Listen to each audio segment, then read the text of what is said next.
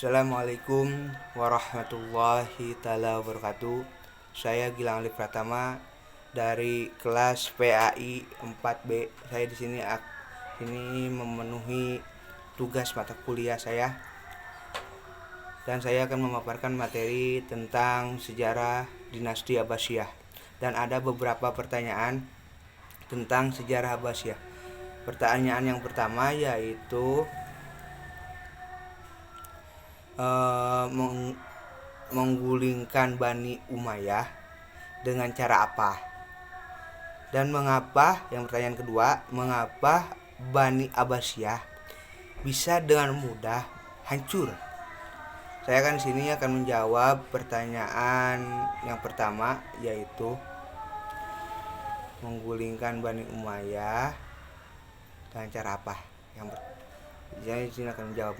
Revolusi Abbasiyah yang menggulingkan dinasti Umayyah menggantikannya dengan dinasti Abbasiyah dipimpin oleh Abul Abbas As-Saffah pada tahun 722 sampai 754 Masehi.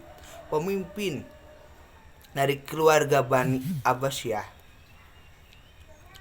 Bani Abbasiyah merupakan bagian dari keluarga Bani Hisham karena merupakan keturunan dari Abbas bin Abdul Muthalib bin Hashim bin Mughirah, paman dari Muhammad SAW.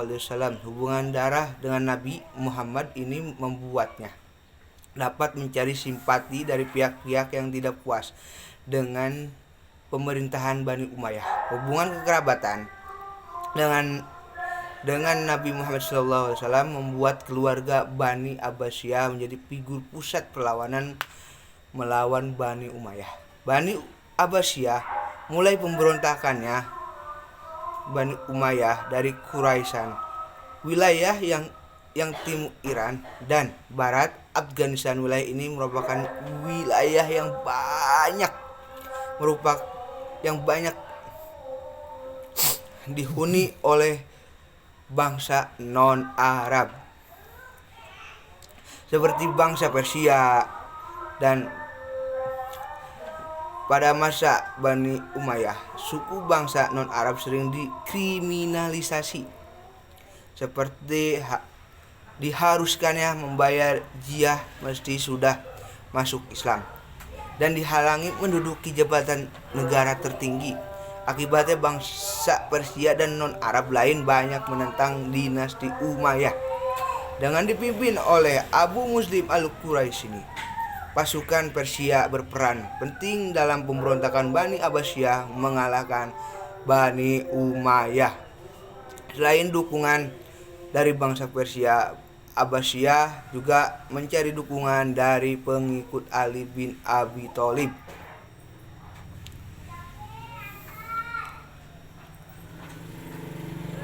Kelompok ini sering ditindas oleh pemerintah dinasti Umayyah karena dianggap lawan politik. Dengan dukungan dan strategi ini, pasukan Abbasiyah akhirnya mencapai kemenangan atas Bani Umayyah.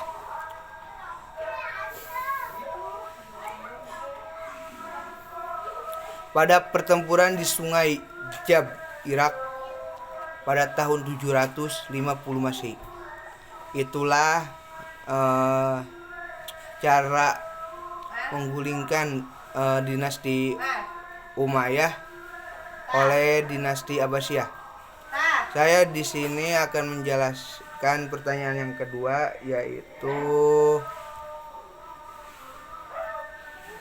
yaitu mengapa Abbasiyah bisa dengan mudah hancur.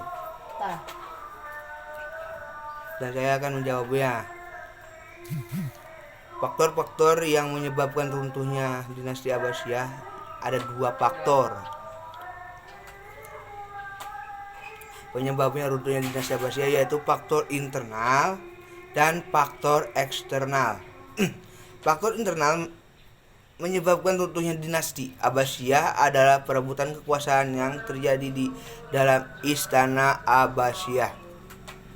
Pemicunya adalah peralihan sistem kekuasaan menjadi monarki oriented, yaitu hanya satu putra mahkota dan tidak diberi kesempatan untuk kandidat lain. Perilaku amoral para khilafah dan pembesar istana menyebabkan ketidakpercayaan masyarakat dan meminta kemerdekaan dari kepemimpinan dinasti Abbasiyah.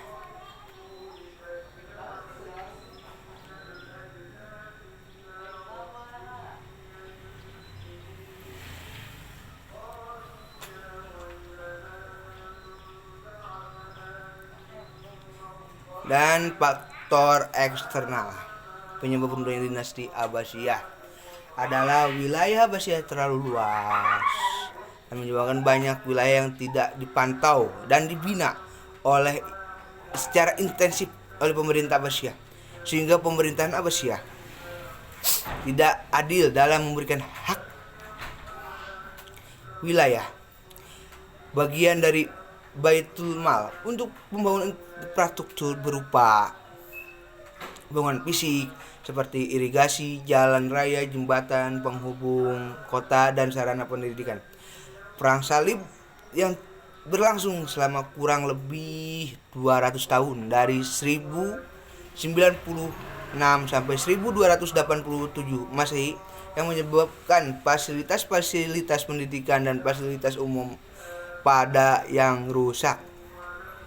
Serangan tentara Mongol dari tahun 1920 Masehi oleh penguasa Timur Leng Genghis Khan berdiri kerajaan Turki Utsmani pada tahun 1292 Masehi. Pada awal Turki Utsmani bertujuan untuk menyelamatkan wilayah-wilayah Abbasiyah yang telah dihancurkan oleh pasukan Mongol. Tetapi muncullah perang terbuka dengan wilayah-wilayah Abbasiyah yang berdekatan dengan wilayah Turki.